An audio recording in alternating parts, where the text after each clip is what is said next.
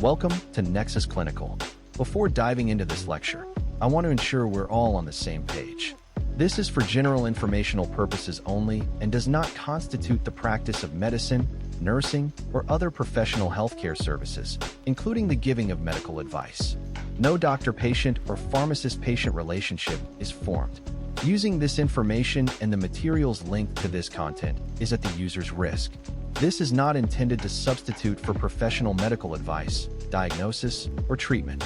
Users should not disregard or delay seeking medical advice for any medical condition they have, and they should consult their healthcare professionals for any such conditions. Clinical experts created the references, content, and clinical insight. NotebookLM, a Google AI tool, created the content, which I extensively reviewed before release. Finally, the host states that he takes all conflicts of interest seriously. Currently, there are no conflicts to disclose.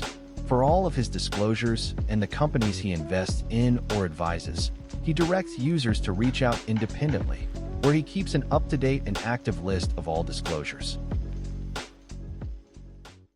The therapeutic landscape is undergoing a fundamental transformation, driven by treatments derived from living systems, including biologics, cell and gene therapies, CGTs, and biosimilars.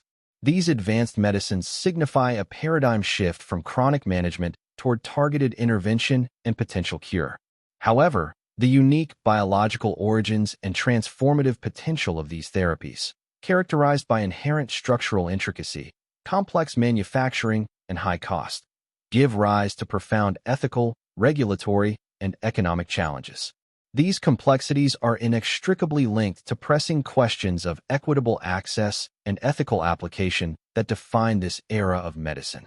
For healthcare professionals, a foundational understanding of these therapeutic classes is essential to navigate this new frontier. This content provides guidance on integrating scientific knowledge with bioethics by exploring several critical areas.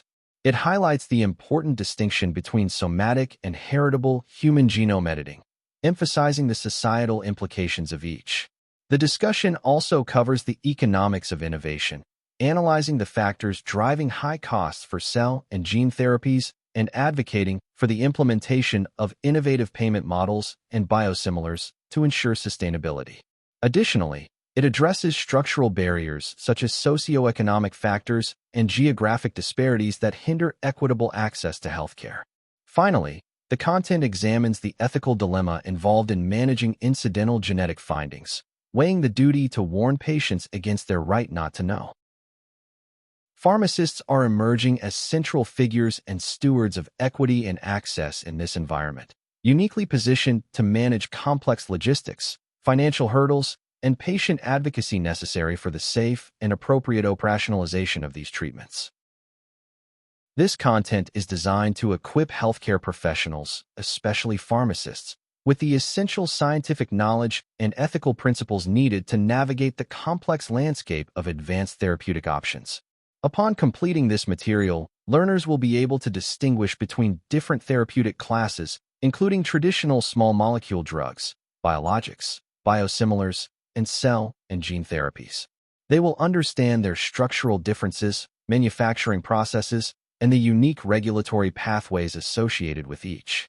Additionally, learners will be able to analyze the economic aspects of cell and gene therapies by explaining their mechanisms of action and how their potential as one-time, curative treatments disrupt traditional healthcare funding models due to their significant upfront costs. Learners will also evaluate the ethical and societal considerations surrounding heritable genome editing. This includes differentiating between somatic gene editing and human germline modifications, as well as articulating the core arguments related to safety, informed consent, and the ethical concerns about non-therapeutic enhancement. Furthermore, they will identify the main factors driving the high costs of advanced therapies, such as customized manufacturing processes and the debate over value-based pricing.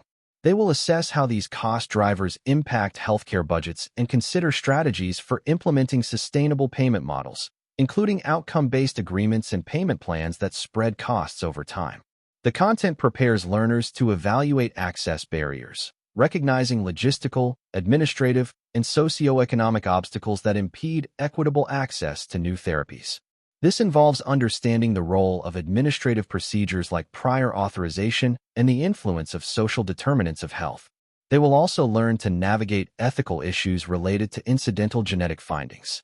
This includes balancing a healthcare professional's duty to inform patients about actionable genetic information with the patient's right not to know, all within the framework of protections offered by relevant laws. In addition, learners will gain skills in managing the clinical aspects of advanced therapies. This covers the logistics of cold storage, biosafety measures, and protocols for monitoring adverse effects such as cytokine release syndrome, a serious immune reaction. Finally, the training emphasizes the role of pharmacists as advocates for equity. Pharmacists can lead efforts to improve patient access by advocating for system-wide programs that address administrative and financial barriers. They also play a key role in patient education and financial navigation, helping to ensure that all patients have fair access to these innovative therapies. The landscape of modern medicine is being fundamentally reshaped by a class of treatments derived not from chemical synthesis, but from living systems.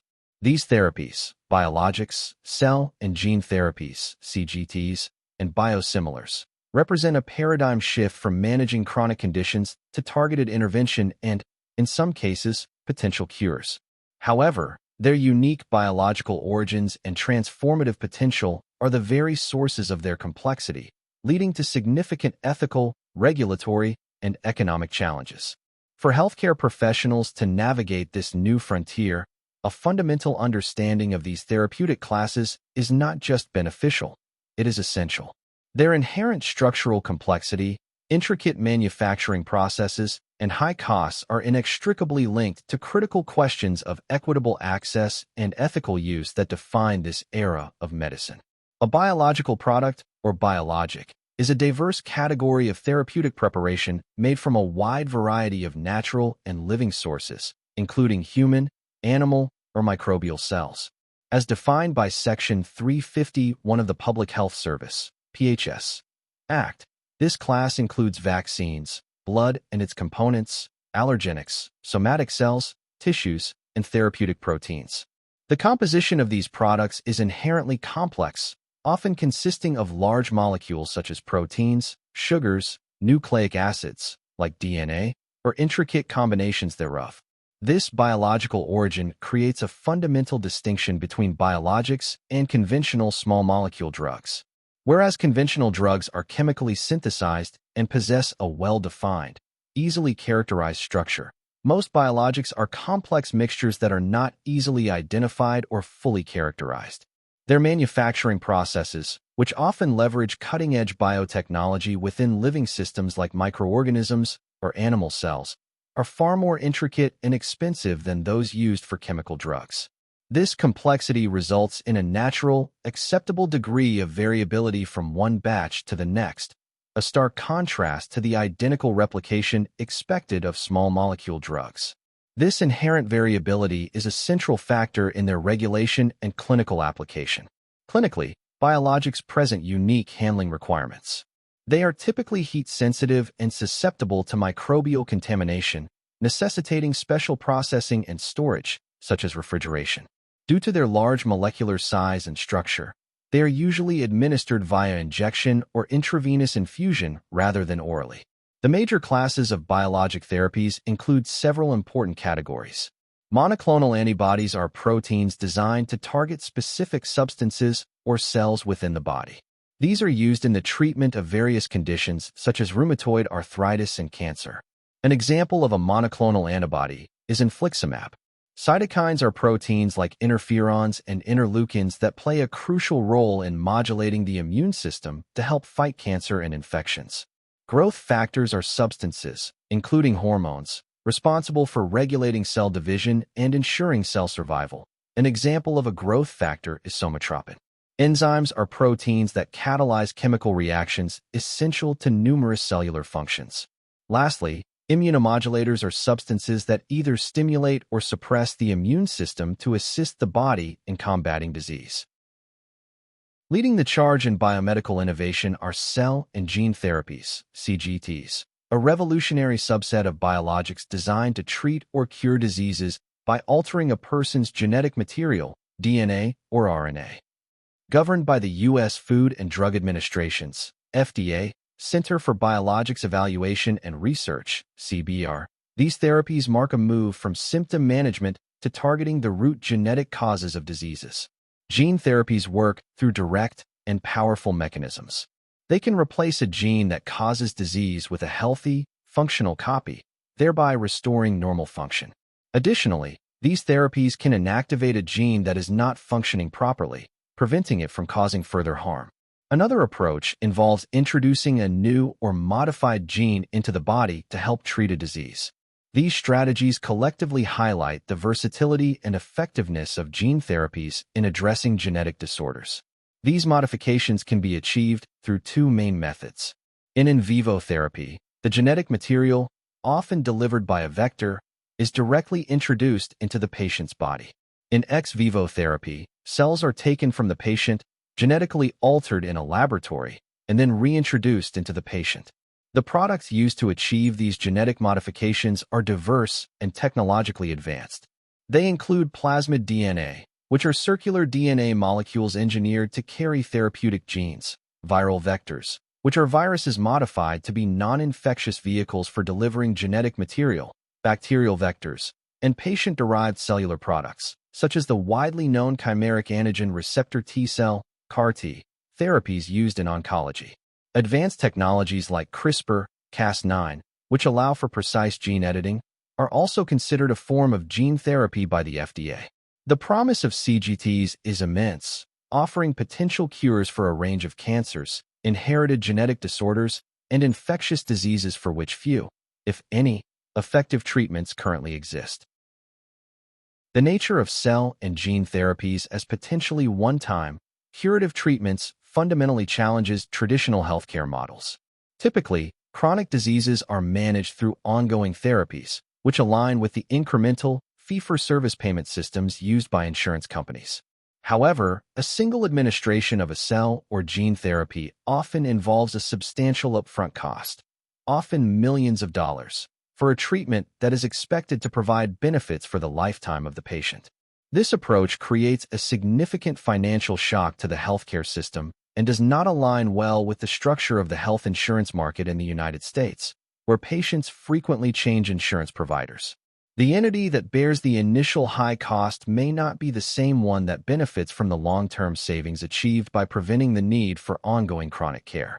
This disconnect presents a major barrier to reimbursement and access. This economic disruption, which results from the shift in clinical paradigm from managing chronic conditions to curing them, requires the development of entirely new frameworks for assessing value and structuring payment. Addressing these challenges is essential to fully realize the potential of cell and gene therapies in transforming healthcare. As the patents for many widely used biological medicines expire, a new category of products known as biosimilars has appeared. These products introduce competition into the market and may help reduce healthcare costs. A biosimilar is a biological product that has received approval from the Food and Drug Administration based on evidence showing it is highly similar to an already approved biological medicine, referred to as the reference product. Importantly, a biosimilar must also demonstrate that it has no clinically meaningful differences from the reference product in terms of safety, purity, and potency. It is essential to understand the differences between biosimilars and generic drugs.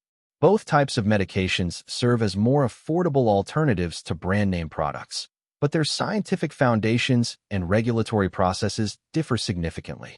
A generic drug is an exact chemical replica of its small molecule original counterpart.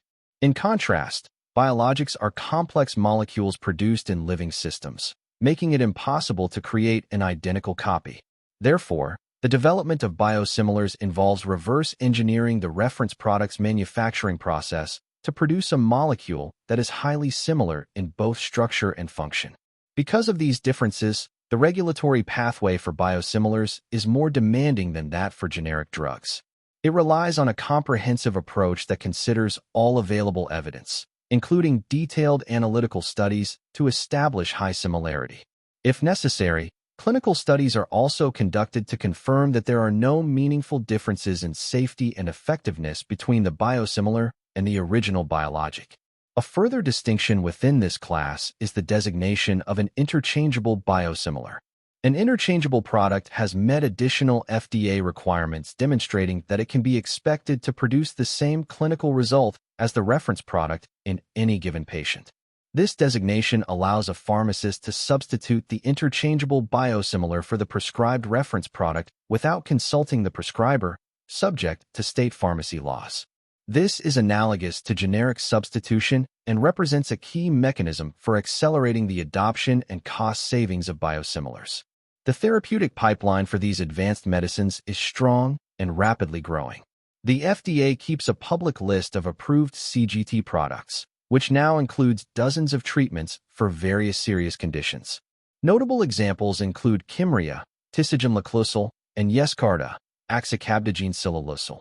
Two pioneering CAR-T therapies for blood cancers, Zolgensma, onasimnogene abeparvovec, a gene therapy for spinal muscular atrophy, Luxturna, voretigene neparvovec, for a hereditary retinal disorder, and more recently, Casgevy, exagamglogene autotemcel, and Lyfgenia, levodobeglogene autotemcel, two innovative gene therapies for sickle cell disease.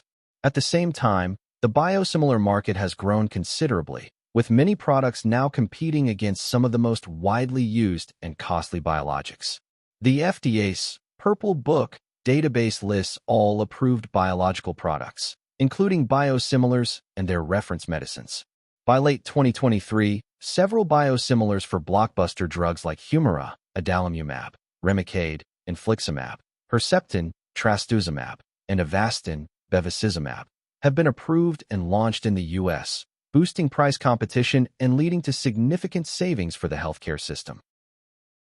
While somatic cell and gene therapies offer significant hope for treating diseases in individual patients, the potential application of this technology to the human germline, the genetic material passed down through generations, raises a major ethical issue. Heritable human genome editing, HHGE, goes beyond treating an existing person to designing a future one, prompting fundamental questions about safety, consent, social justice, and what it truly means to be human. This debate is not just a technical discussion among scientists. It is a deep societal conversation about the limits of medical intervention and our duty to future generations.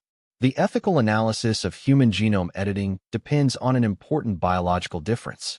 Somatic gene editing targets the non-reproductive cells of the body. Any genetic changes made are limited to the individual patient and cannot be passed on to their children. This method is used in all currently approved and experimental gene therapies, which are similar to other advanced medical treatments like organ transplants. The main ethical concerns for somatic editing focus on safety and effectiveness for the patient, informed consent, and fair access. In contrast, germline gene editing involves altering the DNA of reproductive cells, sperm or eggs, or early-stage embryos. These changes would become part of every cell in the person and would be inherited by future generations. The idea of making permanent, inheritable changes to the human gene pool is what makes germline editing particularly controversial, leading to widespread bans and moratoria, including in the United States. A deep tension between the potential for immense good and the risk of irreversible harm characterizes the debate over the permissibility of HHGE. The primary argument supporting human germline editing is based on the moral principle of beneficence, which emphasizes the importance of preventing and alleviating suffering. Advocates argue that for a small number of families, human germline editing may be the only viable option to have a healthy child who is genetically related to them. This is particularly relevant in situations where both prospective parents are homozygous for a recessive genetic disorder, such as cystic fibrosis. In such cases, all of their children would inherit the disease if no intervention is made. Additionally, there are cases where one parent is homozygous for a dominant genetic disorder, such as Huntington's disease. For these families, traditional options like pre-implantation genetic diagnosis, which involves selecting unaffected embryos, may not be available or effective. In these rare scenarios, denying the opportunity for germline editing could be viewed as denying these families the chance to prevent a devastating and certain outcome for their children. The arguments against HHGE are many and mainly focus on safety, autonomy, and the risk of misuse. The main concern is safety. While current gene editing tools are powerful, they are not flawless. The risks of off-target effects, unintended edits elsewhere in the genome, and mosaicism, when the intended edit isn't successful in all cells of the embryo, are significant. An error in a germline cell or embryo could affect the individual in unpredictable ways and could also be inherited by future generations, potentially introducing a new heritable disease into the human gene pool. The long-term and multi-generational effects are impossible to foresee, making the risks and benefits hard to evaluate. A fundamental principle of medical ethics is informed consent. However, obtaining consent from the individuals most affected by HHG, the embryo, and all its descendants, is impossible. These future persons cannot decide whether to accept the risks and benefits of the intervention. While supporters argue that parents already make many irreversible decisions that influence their children's lives, critics contend that directly and intentionally changing their core genetic makeup is a different kind of action, representing an unacceptable violation of their future autonomy. For most couples at risk of passing on a monogenic disorder, PGD combined with in vitro fertilization, IVF, offers a safe and effective way to select unaffected embryos for implantation. Because this option is available, many ethicists and scientists argue that the significant risks of HHG are not justified for most uses. One of the most common societal fears is the concept of the slippery slope argument. This argument suggests that permitting human genome editing for clear therapeutic reasons could inevitably lead to its use for non-therapeutic genetic enhancements. The challenge lies in distinguishing between treating a disease, such as muscular dystrophy, and enhancing a normal trait, like muscle mass, which can often be difficult to define precisely.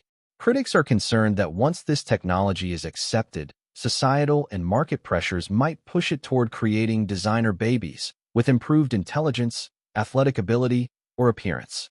Such developments raise significant social and ethical issues that warrant careful consideration. Beyond the individual, HHG raises critical questions about justice, equity, and the kind of society we wish to create. Since HHG would likely be very costly, its availability would probably be limited to the wealthy.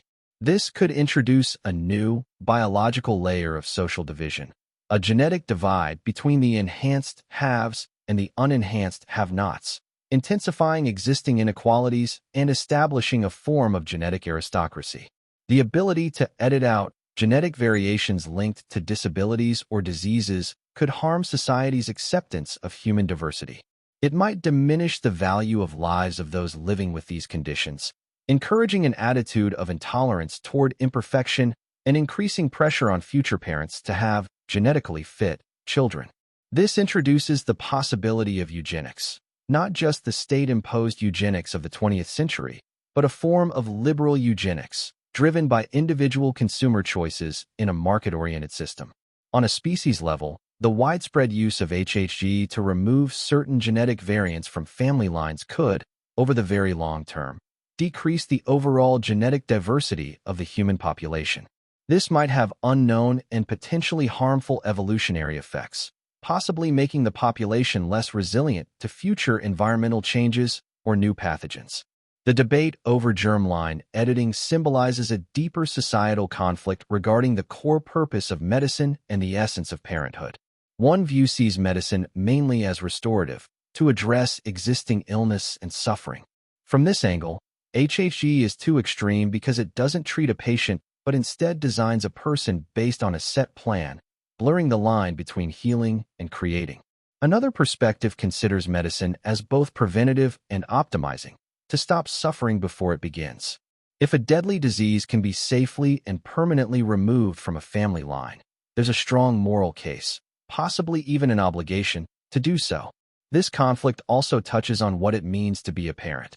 Is it about unconditional acceptance of the child as they are, or about responsible stewardship, using every tool possible to give a child the best health and opportunities? The slippery slope argument isn't just a concern about designer babies in the future. It's about a current fear of shifting from begetting children to making them, with HHG as the ultimate expression of that change. In response to these significant concerns, a complex and changing regulatory landscape has developed. In the United States, there is no outright federal law banning HHG. Instead, a de facto moratorium is sustained through funding restrictions. The U.S. government, through the National Institutes of Health, NIH, is barred from funding any research that involves creating or destroying human embryos, a policy based on the Dickey-Wicker Amendment. Additionally, since 2015, Congress has yearly attached a rider to the FDA's appropriations bill that explicitly prevents the agency from using its funds to review any research in which a human embryo is intentionally created or modified to include a heritable genetic modification. This effectively halts any potential clinical trial from moving forward in the U.S. This funding-based approach, however, is fragile and incomplete. It creates a legal gray area for privately funded preclinical research to continue and does not stop research tourism, where development might happen in jurisdictions with more lenient regulations. Since these funding restrictions are part of the annual budget process, they are vulnerable to political changes, meaning the path to clinical trials could, in theory, be opened without a comprehensive legislative framework or broad public consensus. Internationally, the 2018 announcement by Chinese scientist He Jiankui about the birth of the first gene-edited babies, widely condemned as a severe violation of scientific and ethical standards, reignited calls for a global ban on clinical HHG. Prominent scientific organizations, including the U.S. National Academies of Sciences, Engineering, and Medicine, NASM, have played a key role in shaping the worldwide discussion. In a groundbreaking 2017 report, NASM took a cautious but not entirely restrictive approach. It concluded that although HHG is not yet ready for human trials, such trials could be allowed in the future under very strict conditions. These include 1. The lack of reasonable alternatives. 2. Focus on preventing serious diseases or conditions. 3. Credible preclinical data on risks and benefits. 4. Strict oversight and long-term, multi-generational monitoring. And 5. Ongoing public dialogue and ongoing assessment of societal impacts. This stance marks a major shift, indicating a possible, though narrow and distant, route for the clinical use of HHG. The groundbreaking science of biologics and CGTs is overshadowed by an equally significant economic issue: their extraordinary cost. The prices of these therapies, often reaching into the millions of dollars per patient, create a fundamental tension between the promise of innovation and the principle of fair access. This section explores the factors driving these high costs, their significant impact on healthcare systems, the ethical challenges of resource allocation they pose, and the emerging strategies aimed at creating a more sustainable path forward. Cell and gene therapies have broken previous standards for drug pricing. While specialty biologics have traditionally been costly, CGTs have pushed prices into a new realm. The cost of a single, one-time treatment often ranges from hundreds of thousands to over $4 million. Landmark therapies highlight this trend. Hemgenix, etranacogene dezaparvovec Durel B, for hemophilia B was introduced at a price of $3.5 million, and Libmeldy, adadarsigene autotemcel, for metachromatic leukodystrophy has a wholesale acquisition cost of $4.25 million, making them some of the most expensive medications globally. Even CAR-T therapies, although generally less costly than some gene replacement options, are priced between approximately $373,000 and $475,000 for the drug itself. When considering hospitalization and management of side effects, total costs per patient often exceed $1 million. Several powerful factors converge to drive these extraordinary prices, including high research, development, and manufacturing costs, recouping investment from small patient populations, and the value-based pricing argument. The journey from laboratory discovery to clinical use for a CGT is extremely long, complicated, and costly. Development expenses can surpass $5 billion, with manufacturing being a major factor in costs.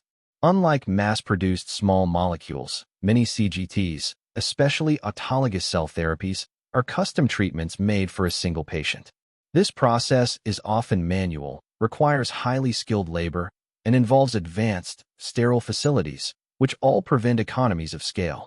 Many first-generation CGTs target rare or ultra-rare diseases. To recover the large upfront investment In R&D, manufacturers need to set a high price per patient because the costs are distributed over a very small population. Manufacturers often justify high prices by highlighting the long-term value their therapy provides. They argue that a single curative treatment can replace a lifetime of costs for managing chronic diseases, such as hospital stays, ongoing medications, and lost productivity.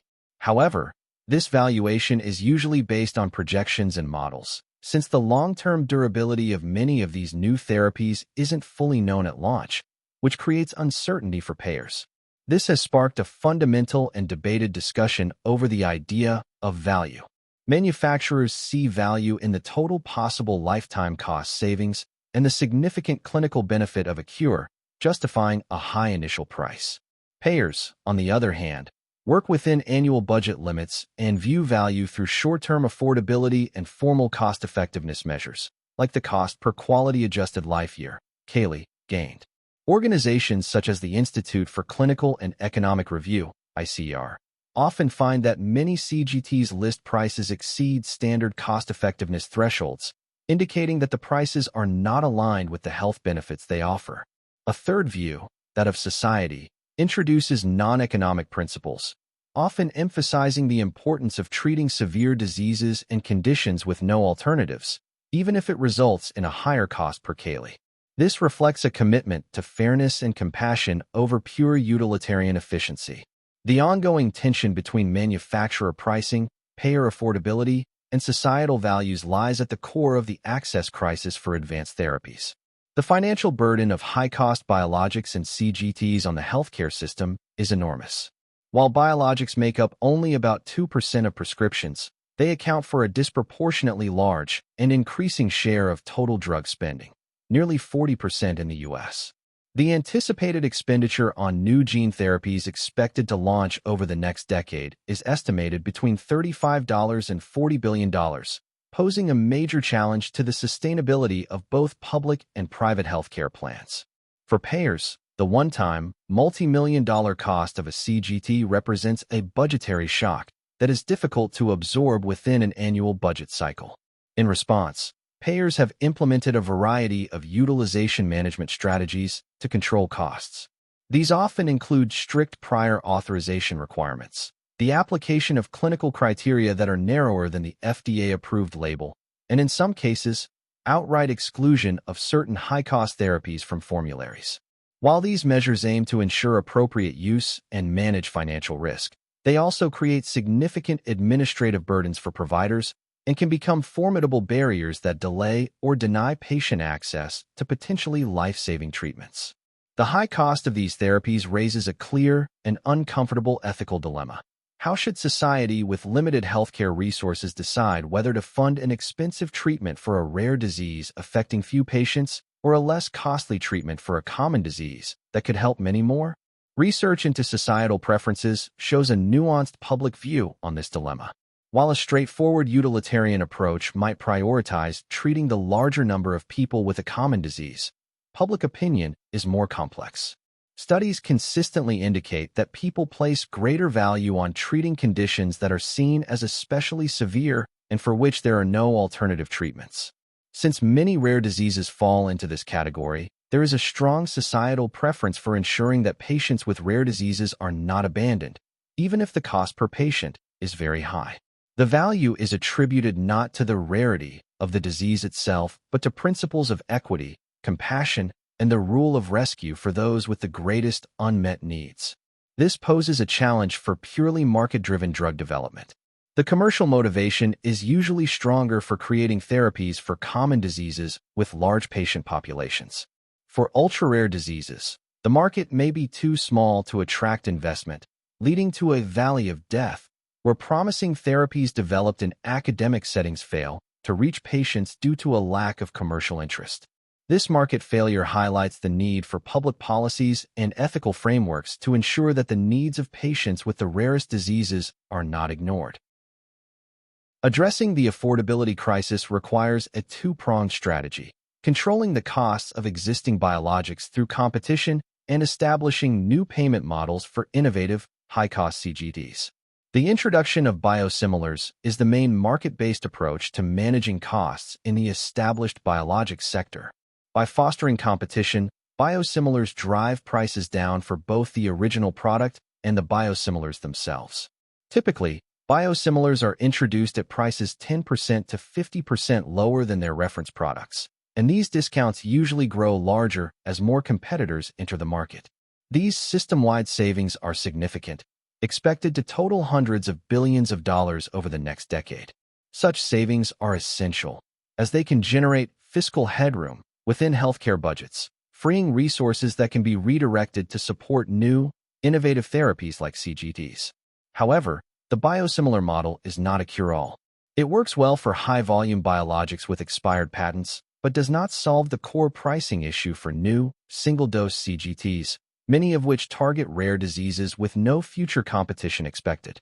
For these therapies, new payment approaches are being explored to handle the high initial costs and clinical uncertainties. The key models in this context include several approaches to managing the costs and risks associated with therapies. One such model involves amortization or installment payments, which spread the high cost of treatment over a period of several years. This converts what could be a significant one-time financial burden into a series of more manageable payments, similar to an annuity.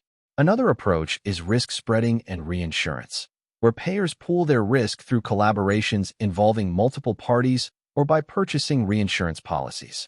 This method makes the costs associated with rare and high-cost events more predictable and protects individual insurance plans from catastrophic financial losses. Additionally, there are outcomes-based agreements, also known as performance-based payment models. In these models, payment is directly tied to the clinical success of the therapy. The manufacturer receives full payment only if the patient achieves and maintains pre-specified health outcomes over time. This shifts some of the financial risk of treatment failure or non-durability from the payer to the manufacturer.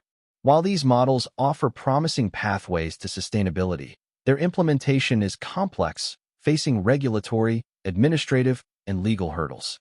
Nonetheless, they represent a necessary evolution in healthcare financing to accommodate the transformative potential of cell and gene therapies. While the unprecedented cost of advanced therapies is the most visible barrier to access, it is by no means the only one. A complex and interconnected web of logistical, administrative, socioeconomic, and systemic factors creates a formidable obstacle that many patients, especially those from vulnerable populations, cannot overcome. These structural barriers can delay or deny access to care even when a therapy is clinically appropriate and covered by insurance, exposing deep-rooted inequities within the healthcare system. The very nature of cell and gene therapies presents significant logistical challenges that go well beyond the pharmacy. For autologous therapies like CAR-T, the patient becomes a vital part of the supply chain, a process that is both lengthy and uncertain. The process involves leukapheresis to collect the patient's cells, shipment to a centralized manufacturing facility, the complex steps of genetic modification and cell expansion, and finally, shipment back to the treatment center for infusion. This entire cycle can take several weeks, during which a patient's condition may worsen. Furthermore, administering these therapies is highly specialized and limited to a small number of qualified treatment centers, QTCs, usually large academic medical centers. These centers must have the infrastructure to manage complex logistics, including cryogenic storage, the expertise to handle severe and unique toxicities such as cytokine release syndrome, CRS, and immune effector cell-associated neurotoxicity syndrome, ICANS, and the capacity for intensive, long-term monitoring. This centralization of care places a significant burden on patients and their families, often requiring long-distance travel, extended time off work, and temporary housing near the treatment center, costs that are rarely covered by insurance. Adding to these logistical challenges are substantial administrative barriers imposed by payers. Providers frequently report that restrictive prior authorization requirements, lengthy approval processes, and coverage criteria stricter than the FDA-approved label are among the main obstacles to starting CGT. The extensive documentation needed, including genetic tests, previous therapy records, and functional status assessments, creates a considerable administrative burden that can delay treatment by weeks or months, which is critical for patients with aggressive diseases. The ability of a patient to overcome logistical and administrative barriers is greatly influenced by social determinants of health, which are the non-medical conditions in the environments where individuals are born, live, work, and age. Factors such as economic stability, education level, and physical environment are estimated to account for up to 50% of health outcomes, which is significantly more than the impact of clinical care alone. These social determinants directly affect access to complex and costly therapies. For example, patients with low incomes or unstable employment are often less able to afford the direct costs of treatment, such as deductibles and coinsurance, as well as indirect costs like travel, lodging, and lost wages for both the patient and their caregivers. The financial burden associated with these treatments can often serve as a prohibitive barrier. Additionally, lack of access to reliable and affordable transportation presents another major obstacle, especially for patients living in rural areas or those who are too ill to travel easily. Proper transportation is essential for reaching specialized clinics that are often concentrated in specific locations. Furthermore, health literacy plays a crucial role in managing complex therapies such as cellular gene therapies. Understanding the treatment process, evaluating risks and benefits, handling insurance paperwork, and coordinating with multiple healthcare specialists require a high level of health literacy. Patients with lower levels of education may find it challenging to advocate for themselves and successfully navigate the healthcare system. The result is a complex challenge where geographic proximity to a treatment center is necessary but not enough for access. A patient might live just miles from a top academic medical center but still be blocked from care by socioeconomic barriers. Research shows that even among those living near treatment sites, patients from minority groups and lower-income areas face more difficulties with caregiver support, transportation, and finances. The access desert is therefore not just about geography, but also socioeconomic factors, even within large urban areas. The concentration of QTCs in major metropolitan areas creates stark geographic disparities, often called CGT deserts.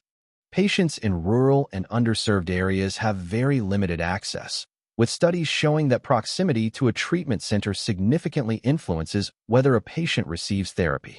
These geographic disparities often intersect with and worsen racial and ethnic inequalities. A large body of evidence shows that Black, Hispanic, and Asian patients are much less likely to be prescribed advanced biologic therapies for conditions like psoriasis, inflammatory bowel disease, and asthma compared to their white counterparts, even after accounting for insurance status and disease severity. These disparities result from a mix of factors, including higher rates of being uninsured or underinsured, greater out-of-pocket costs, and potential implicit bias in clinical decisions and referrals. The roots of these access disparities are deeply rooted in systemic issues that start long before a therapy is even approved. People of color are consistently and significantly underrepresented in the clinical trials that are essential for a drug's development and approval. Barriers to participation include a shortage of trial sites in communities where people of color are more likely to receive health care, restrictive eligibility criteria that may disproportionately exclude individuals with common comorbidities, and a documented tendency for physicians to be less likely to discuss trial opportunities with patients of color. This lack of diversity is not just a procedural flaw in research ethics. It has direct and harmful downstream effects on health equity. When a therapy is approved based on data from a predominantly white patient population, the evidence supporting its safety and effectiveness in other groups becomes weaker.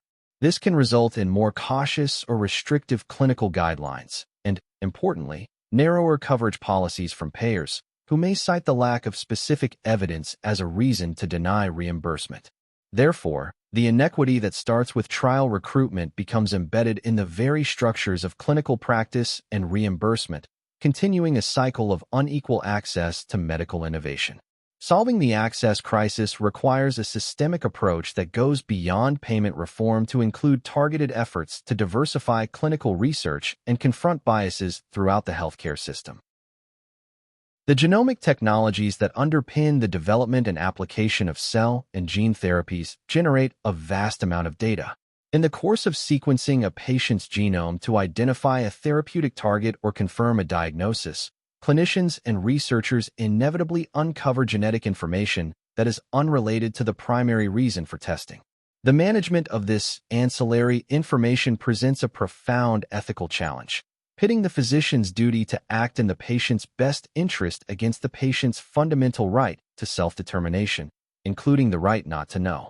Understanding the different types of ancillary findings is essential in genetic analysis. Incidental findings are variants that are discovered unexpectedly during genetic testing and are unrelated to the original reason for the test. However, these variants may have potential health significance. For instance, a pathogenic variant in a gene associated with cancer predisposition might be identified during exome sequencing conducted to diagnose a child's developmental delay. These findings are not actively sought. Instead, they are encountered serendipitously during the analysis. Secondary findings refer to a specific, curated list of variants that are considered to be pathogenic or likely pathogenic within a set of genes predetermined by the laboratory. When clinical exome or genome sequencing is performed, laboratories are recommended to actively search for and report these variants whenever possible, regardless of the primary reason for testing. This approach entails a deliberate, proactive effort to discover and communicate clinically actionable information beyond the initial scope of the test. The discovery of an actionable ancillary finding presents a direct conflict between two fundamental bioethical principles. On one side, the principle of beneficence requires healthcare professionals to act for their patients' benefit. Identifying a variant that signals a high risk for a preventable or treatable condition, such as a BRCA1 mutation linked to hereditary breast and ovarian cancer, creates a strong duty to warn. Failing to disclose such information could be considered a form of non-maleficence, or doing harm, by depriving the patient of an opportunity for life-saving monitoring or intervention. This obligation is further complicated by the familial nature of genetic data. A finding in one patient has direct implications for their biological relatives, who may also be at risk. Conversely, the principle of autonomy grants patients the right to self-determination, which includes the right not to know unwanted medical information. A patient may choose to forego genetic information for various personal reasons, such as to avoid anxiety and psychological distress that can come with knowing about a future health risk or to prevent potential discrimination. Forcing such information on an unwilling individual violates their autonomy. Once disclosed, this knowledge cannot be unknown, and it may have deep and lasting effects on a person's life, self-perception, and family relationships. This tension becomes particularly acute when a patient's right not to know conflicts with the potential benefit to at-risk relatives. This creates a classic ethical dilemma where the provider must balance their duty of confidentiality to their patient against a potential duty to warn an identifiable third party who may be at risk of serious harm. To navigate this complex landscape, several professional organizations have established guidelines, although their approaches have evolved over time. The American College of Medical Genetics and Genomics has been a leading entity in this area. In 2013, it took a bold and initially controversial step by publishing a list of genes associated with medically actionable conditions. It recommended that laboratories should actively search for and report these secondary findings in all clinical exome and genome sequencing cases, regardless of the patient's age or the reason for testing. The rationale was that identifying these conditions could provide significant health benefits, such as detecting hereditary cancer syndromes or actionable cardiac disorders, which outweighed the risks of receiving unsolicited information. This list, which is periodically updated, currently includes 73 genes. It is limited to variants in genes linked to highly penetrant and actionable conditions. After extensive debate within the genetics community about the mandatory nature of this reporting, the organization updated its policy. It now emphasizes that patients should be counseled about secondary findings prior to testing and should be given the opportunity to opt out of receiving this analysis. The American Medical Association emphasizes the importance of the informed consent process in medical ethics. According to their Code of Medical Ethics, physicians are required to conduct thorough pre-test counseling. This counseling should include a discussion about what can and cannot be learned from the proposed genetic tests, as well as the reasons for and against testing. Physicians should also address the possibility of incidental findings that may arise from the tests. Furthermore, doctors should explicitly ask patients whether they wish to be informed about such incidental findings. The American Medical Association highlights the physician's responsibility to consider the implications of genetic information for biological relatives. Physicians should offer assistance in communicating relevant information to family members, carefully balancing the duty to maintain patient confidentiality with the potential benefits to others.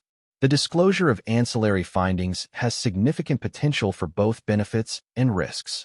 While it can lead to life-saving interventions, it can also cause considerable psychological distress, such as anxiety, depression, and survivor guilt, or feelings of responsibility within families. A major concern for patients is the risk of genetic discrimination. The Federal Genetic Information Non-Discrimination Act, GINA, of 2008 provides important protections. GINA prevents health insurers from using genetic information to make coverage or premium decisions and prohibits employers from using it in hiring, firing, or promotion decisions. However, it is essential for healthcare professionals to understand and relay the limits of these protections. GINA does not apply to other types of insurance, such as life insurance, disability insurance, or long-term care insurance, which may still legally request or use genetic information in underwriting decisions. This gap in protection is a key factor patients must consider when deciding whether to receive ancillary genetic information. Ultimately, the patient's right not to know is not an absolute shield in the genomic era. The inherently familial nature of genetic information means that an individual's decision exists within a web of obligations to others. A provider's duty to warn at-risk relatives could indirectly lead to the disclosure of information to a patient who had opted out. Furthermore, the ACMG's proactive recommendation to search for secondary findings marks a paradigm shift, shifting the default posture of medicine toward knowing rather than not knowing. The informed consent discussion is therefore the critical, though imperfect, forum for managing these competing interests. The challenge of handling ancillary findings serves as a microcosm of the broader integration of big data into medicine, where the main difficulty is not generating information, but interpreting it wisely and managing it ethically to maximize benefits and minimize harms without overwhelming clinicians or patients. In the complex and challenging landscape of advanced therapeutics, pharmacists are increasingly emerging as central figures. They are uniquely positioned at the intersection of clinical management, financial navigation, and patient advocacy. As the healthcare system faces scientific, ethical, and economic challenges posed by biologic medicines, cell and gene therapies, and biosimilars, the role of pharmacists has expanded significantly beyond traditional dispensing. Pharmacists are now often the stewards of equity and access within the system, responsible for operationalizing the delivery of these transformative yet complex treatments to the patients who need them most. The evolving role of pharmacists in clinical management and safety is crucial. The unique properties of biologic medicines and cell and gene therapies demand a specialized level of pharmaceutical expertise. Health system pharmacists and specialty pharmacists are at the forefront of developing and implementing protocols necessary for the safe and effective use of these therapies. Due to the lack of comprehensive consensus guidelines from regulatory authorities, pharmacists frequently take the lead in establishing institutional policies governing the entire medication use process. This process includes procurement, storage, preparation, and administration of these treatments. Pharmacists ensure adherence to strict biosafety precautions, especially for therapies that may be considered biohazardous. They are responsible for managing complex cold chain logistics to maintain the integrity of temperature-sensitive treatments and for training healthcare staff on proper handling procedures. Clinically, pharmacists play a vital role in managing the unique toxicity profiles associated with biologic and cell and gene therapies. They develop protocols for monitoring and treating acute adverse events, such as cytokine release syndrome, and they establish plans for long-term safety monitoring. Additionally, pharmacists educate both patients and the broader healthcare team about what to expect from these therapies to ensure safety and optimal outcomes. As custodians of the drug budget, health system pharmacists play a crucial role in managing the significant financial impact of high-cost therapies. Within pharmacy and therapeutics, P&T, committees, pharmacists lead the evidence-based assessment of new biologics, CGTs, and biosimilars, evaluating their clinical benefits, safety, and cost-effectiveness to guide formulary and coverage decisions. Managed care pharmacists develop and execute utilization management strategies, such as prior authorization criteria, to ensure these costly medications are used appropriately and efficiently. They are also increasingly involved in projecting the budget impact of upcoming therapies, helping health systems and payers plan for the financial pressures of a rapidly growing pipeline. Specialty pharmacies, in particular, have become essential partners in this ecosystem.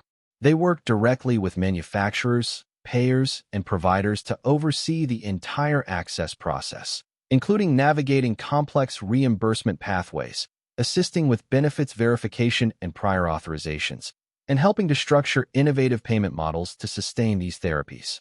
Perhaps the most important development in the pharmacist's role is their function as a direct patient advocate and system navigator. Pharmacists are often the most accessible healthcare professionals and are ideally situated to identify and help patients overcome various barriers to care. Their work is increasingly recognized as essential for promoting health equity, as shown by legislative efforts like the Equitable Community Access to Pharmacist Services (ECAPS) Act, which aims to expand pharmacist-provided services in underserved communities. A vital part of this advocacy is financial navigation. Pharmacists and their teams, including dedicated financial counselors within specialty pharmacies, are skilled at connecting patients with a variety of assistance programs. They help patients apply for manufacturer copay support, grants from charitable foundations, and other resources to help reduce the often overwhelming burden of out-of-pocket costs. This role is not just administrative. It is a direct intervention to prevent financial toxicity from becoming a barrier to care. By bridging the gap between a prescription and a patient's ability to afford it, the pharmacist plays a key role in making access possible. Effective and fair use of advanced therapeutics depends heavily on education, with pharmacists serving as the main educators for patients, caregivers, and other healthcare providers. They must explain complex treatment plans, administration methods, such as self-injection, possible side effects, and monitoring needs. This educational role is especially critical with biosimilars.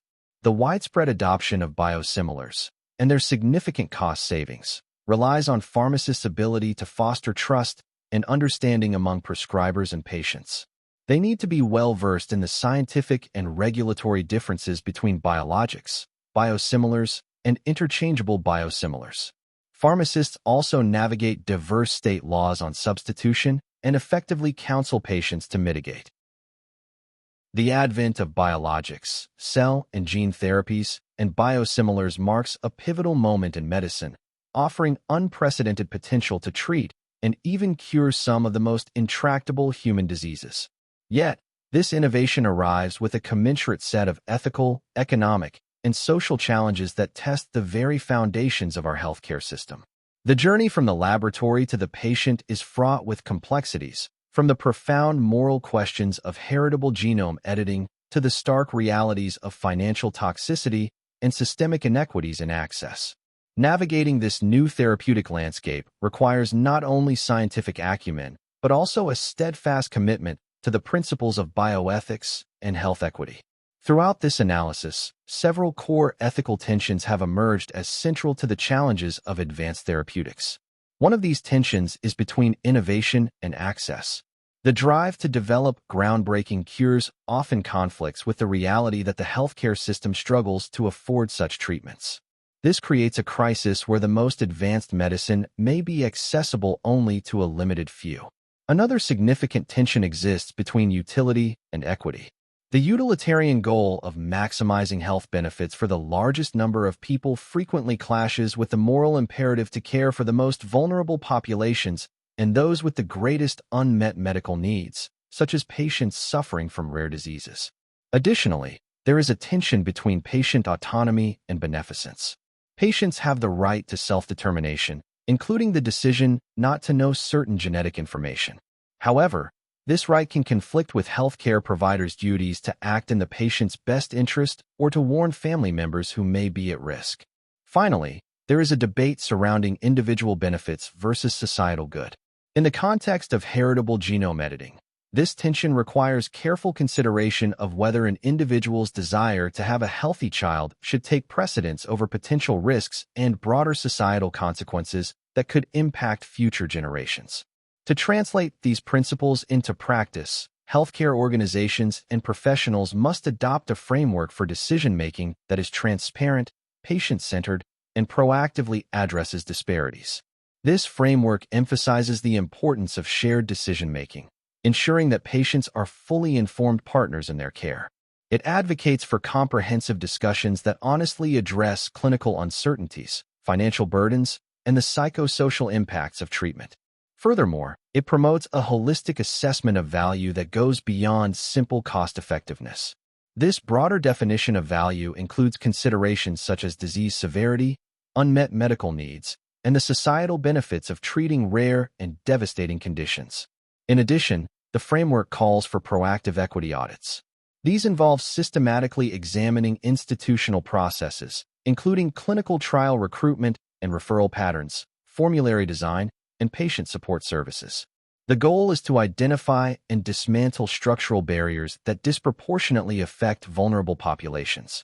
Recommendations for healthcare professionals and systems. To navigate the ethical and practical challenges of this new era, concerted action is required from all stakeholders across the healthcare ecosystem. For clinicians, including physicians, nurse practitioners, and physician assistants, it is essential to champion a comprehensive approach to informed consent. The consent process for cell and gene therapies, as well as related genetic testing, should go beyond merely obtaining a signature. It requires ongoing, meaningful dialogue about the profound uncertainties involved. This includes discussions about the long-term effectiveness and risks, the possibility of discovering significant incidental findings that could alter a patient's life, and the substantial financial and logistical challenges associated with treatment. Additionally, clinicians should advocate for diversity in clinical trials. Recognizing that a lack of diversity in research populations contributes to health disparities, it is important to actively work towards ensuring that the participants in clinical trials accurately reflect the diversity of the patient populations who will ultimately receive these therapies. Furthermore, collaboration with pharmacists is vital. Pharmacists should be viewed as essential partners in patient care. Their expertise in medication management, financial navigation, and patient education can help ensure that therapies are not only appropriate from a medical standpoint, but also accessible and affordable for patients. Pharmacists are encouraged to embrace their role as advocates for health equity by proactively identifying and addressing the financial, logistical, and educational barriers that prevent patients from accessing necessary care. They should lead efforts to develop and implement patient navigation programs and financial assistance initiatives within their institutions. Additionally, pharmacists should become institutional experts on biosimilars and interchangeability. This involves educating colleagues and driving the adoption of evidence-based policies for medication substitution that maximize cost savings while maintaining confidence among patients and healthcare providers. Furthermore, pharmacists are called to develop institutional expertise in cell and gene therapies. This includes spearheading the creation of policies for the safe handling, administration, and monitoring of these complex therapies. By doing so, the pharmacy department can position itself as a central hub for managing the logistics and providing the clinical support necessary for the effective use of these advanced treatments. For health system leaders and administrators, it is essential to develop ethical frameworks for allocating resources. Anticipating potential constraints, these professionals should proactively create transparent and ethically grounded policies for prioritizing access to high-cost and potentially scarce therapies. Such frameworks should be based on principles such as medical need, severity of disease, and the lack of alternatives, rather than solely on the ability to pay. Furthermore, investing in supportive infrastructure is crucial. Delivering cell and gene therapies requires more than just acquiring the medication. It necessitates investing in the appropriate infrastructure. This includes training personnel, providing support services for patients and caregivers, such as assistance with travel and lodging, and establishing robust data systems to track long-term outcomes. In addition, engagement in payment model innovation is vital. Healthcare institutions should not wait passively for insurers or payers to set terms. Instead, they should proactively collaborate with payers, manufacturers, and policymakers to pilot and advocate for innovative payment models. These might include outcomes-based agreements and mechanisms that spread risk, helping to make these therapies financially sustainable for institutions and accessible to patients. The challenges discussed in this report are not the end of the story, but the beginning of a new chapter in bioethics. As scientific knowledge advances, new ethical frontiers will emerge. In vivo gene editing, which involves performing genetic modifications directly inside the body, will raise new questions about control and long-term safety. The development of artificial wombs could decouple gestation from the female body, further complicating our understanding of parenthood and reproduction. The pace of innovation will not slow down. Therefore, our commitment to rigorous ethical deliberation, broad and inclusive public engagement, and the pursuit of justice must accelerate alongside these advancements. The ultimate measure of these remarkable scientific achievements will not be simply the diseases we are able to conquer. Instead, it will be whether we do so in a manner that affirms our shared commitment to a just, equitable, and compassionate society. This was an episode of the Nexus Clinical Podcast. This is for general informational purposes only and does not constitute the practice of medicine, nursing, or other professional healthcare services, including the giving of medical advice. No doctor-patient or pharmacist-patient relationship is formed. Using this information and the materials linked to this content is at the user's risk. This is not intended to substitute for professional medical advice, diagnosis, or treatment. Users should not disregard or delay seeking medical advice for any medical condition they have, and they should consult their healthcare professionals for any such conditions. Clinical experts created the references, content, and clinical insight. NotebookLM, a Google AI tool, created the content, which I extensively reviewed before release. Finally, the host states that he takes all conflicts of interest seriously. Currently, there are no conflicts to disclose. For all of his disclosures and the companies he invests in or advises, he directs users to reach out independently, where he keeps an up-to-date and active list of all disclosures.